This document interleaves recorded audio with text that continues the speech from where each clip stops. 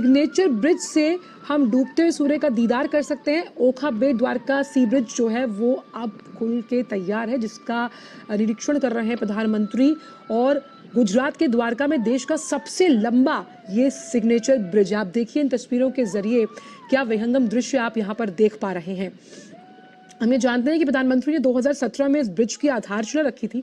6 साल में इस ब्रिज का निर्माण जो है वो पूरा हुआ है। अब मानचित्र की बात करें अगर गुजरात की, तो एक नए लैंडमार्क के रूप में ये स्थापित होगा। गुजरात में भारत का सबसे बड़ा लॉन्गेस्ट केबल स्टेट ब्रिज बनाया गया है। 25 फरवरी यानी कि कल प्राइम मिनिस्टर मोदी इस ब्रिज को डेडिकेट कर देंगे अपनी नेशन के लिए। अगर इस ब्रिज की खासियत की बात करें, इस ब्रिज के फुटपाथ को एडॉर्न किया गया है भगवत गीता की वर्सेस से। फुटपाथ में सोलर पैनल्स को इंस्टॉल किया गया है। ब्रिज के दोनों तरफ लॉर्ड कृष्णा को लाइट अप किया जाएगा, उनके पिक्चर्स को लाइट अप किया जाएगा। भारत अपनी हर चीज में अपने कल्चर को बहुत ज्यादा प्रमोट करता है और जिस तरीके का जबरदस्त ये ब्रिज बनाया गया। और साथ ही साथ ब्रिज के खुलने की वजह से अब ओखा से बेट द्वारका द्वीप जाने में जिस आवाजाही को सुगम बनाने की बात की जा रही है, जिसके समय को बचा। इन दिनों भारत के गुजरात में एक सबसे बड़े और लंबे केबल पुल का निर्माण किया गया है, जिसका नाम सुदर्शन सेतु रखा गया है। और ये सेतु जो है द्वारिका में निर्माण कराया गया है। भरे समुद्र में बीचों बीच में इसका निर्माण कराया गया है पर्यटन के नजरिए से, जो कि इस समय खासा विषय बना हुआ है, लोगों की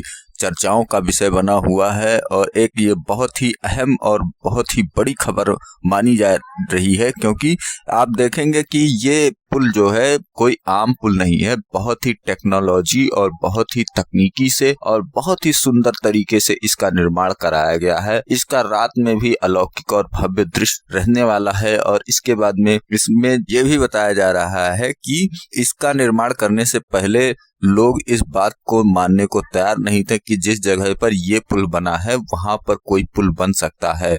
और उसको पीछे छोड़ते हुए, उस बात को गलत साबित करते हुए भारत सरकार ने इस पर पुल का निर्माण कराया और इसे अत्याधुनिक तरीके से भी बनाया गया है। और आप यकीन नहीं करने वाले हैं कि इसमें रात में जो इसका नजारा होने वाला है वो बहुत ही भव्य और बहुत ही सुंदर होने वाला है। और इसके अलावा इसके अंदर एक खास बात और है कि ये बिजली भी पैदा करेगा। इसमें सोलर पैनल लगाए गए हैं कि जो रात में इस पुल को जगमगाएगा और उसके बाद में जो बिजली इसमें बचेगी वो आस पड़ोस के इलाकों में सप्लाई कर दी जाएगी। अब जिस तरह से भारत में नए नए विकास हो रहे हैं, जिस तरह से नई नई टेक्नोलॉजी का इजाद हो रहा है, जिस तरह से नई नई व्यवस्थाएं दी जा रही हैं, पर्यटन की भी व्यवस्थाएं बेहतर की जा रही हैं, पर्यटन को बढ़ावा दिया जा रहा है। इसके अलावा भारत हर दिन हर समय इस चीज पर काम कर रहा है कि कैसे उसे अपने देश को डेवलप करना है और एक विकसित भारत के रूप में दुनिया में उजागर होना है। तो ये सारी चीजें तो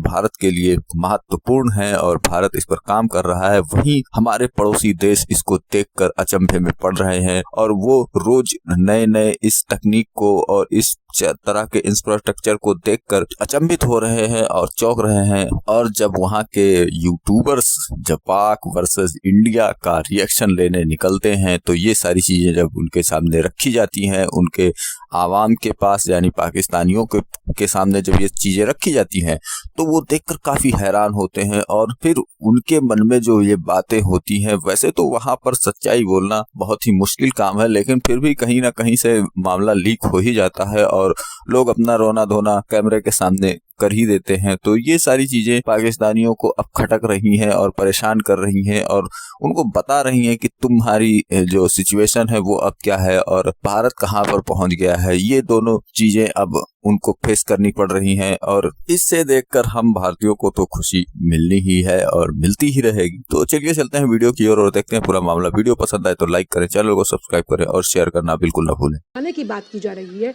वो अब हो जाएगा। लोकार्पण प्रधानमंत्री नरेंद्र मोदी ने किया है और ये सही मायने में अगर देखें तो एक संकल्प की सिद्धि का प्रमाण है, क्योंकि प्रधानमंत्री नरेंद्र मोदी ने अपने दूरदर्शी सोच के तहत इस सागर की अतल गहराई में सागर को बांधने का जो संकल्प लिया था, सागर को जो मथने का संकल्प लिया था, वो आज पूरा हुआ है। नजर आए ना तो हमारे यहाँ से 50 लाख जो स्टूडेंट्स हैं वो फॉरेन ना जाएं।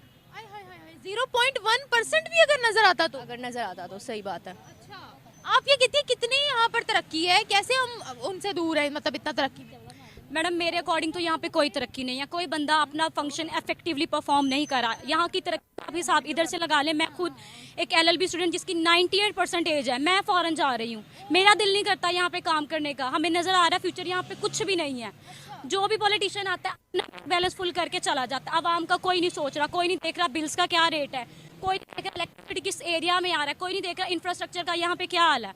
वैज्ञानिक दृष्टिकोण से, इंजीनियरिंग के दृष्टिकोण से लोग ये संभावना, इस बात की बेहद विरली संभावना समझ के चलते थे कि यहाँ पर सागर का प्रवाह इतना ज्यादा है कि यहाँ पर सेतु निर्माण जैसी स्थिति हो ही नहीं सकती। लेकिन अगर आप में अदम्य ऊर्जा, अदम्य साहस और दूरदर्शी दृष्टिकोण है और साथ ही साथ एक वैज्ञानिक सोच है, तो निश्चित तौर से आप किसी भी मुश्किल चीज को कैसे आप साकार धरातल पर उसको यथार्थ के रूप में लेके आते हैं। सुदर्शन सेतु इसी का प्रमाण। इंफ्रास्ट्रक्चर कैसा है पाकिस्तान का? मैडम इंफ्रास्ट्रक्चर है कि मुझे दिखाएं। लोग समझते हैं अगर किसी ने कोई बना दिया, कोई पुल बना दिया है, कोई ब्रिज बना दिया है, कोई मोटरवे बना दिया, तो वो लीडर है। पाकिस्तानी अवाम को अवेयरनेस ही नहीं है कि लीडर्स की क्वालिटीज क्या हैं। तो बहुत बेहतर इंतजाम था, क्योंकि आज तो ट्रैफिक भी जाम नहीं था। आज बहुत ज़्यादा जो थे हमें फैसिलिटेशन जो है इस हवाले से मिली कि हम लोग कन्वीनियंटली टाइम से पहुंच गए थे।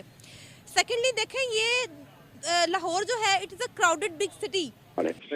सुदर्शन सेतु को दोनों तरफ मौजूद है और सुदर्शन सेतु का जैसे आपने बताया कि ये पूरा इसका इलेक्ट्रिफिकेशन जो है वो सोलर पैनल लगाए गए हैं।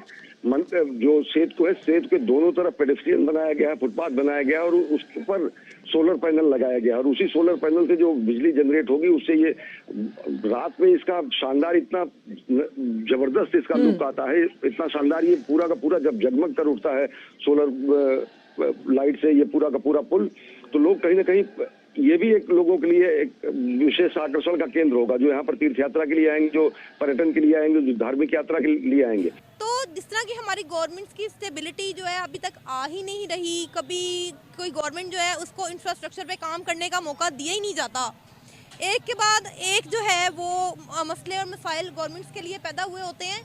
तो जब तक कोई गवर्नमेंट स्टेबल नहीं रहेगी, किसी किस्म का इंफ्रास्ट्रक्चर हो, चाहे वो ट्रांसपोर्ट से रिलेटेड काम है या जितने भी काम है, आप उनमें किसी किस्म की भी बेहतरी की उम्मीद नहीं रख सकते। और जो बची हुई बिजली है उसका उपयोग जो है ओखा गांव को किया जाएगा। ओखा जो गांव जो एकदम सटा हुआ गांव है, तो निश्चित तौर से अगर देखें तो ये सहकार से समृद्धि या फिर सौर ऊर्जा से जो है जो जिसका बहुत कम उपयोग किया गया था इस पूर्ववर्ती सरकारों द्वारा, जो ऊर्जा के केवल परंपरागत स्रोत थे जो उन्हीं का केवल दोहन किया जाता था। लेकिन चाहे विंड एनर्जी की बात करें, चाहे सोलर एनर्जी की बात करें, इन सब का नया एक प्रयोगशाला के रूप में गुजरात था।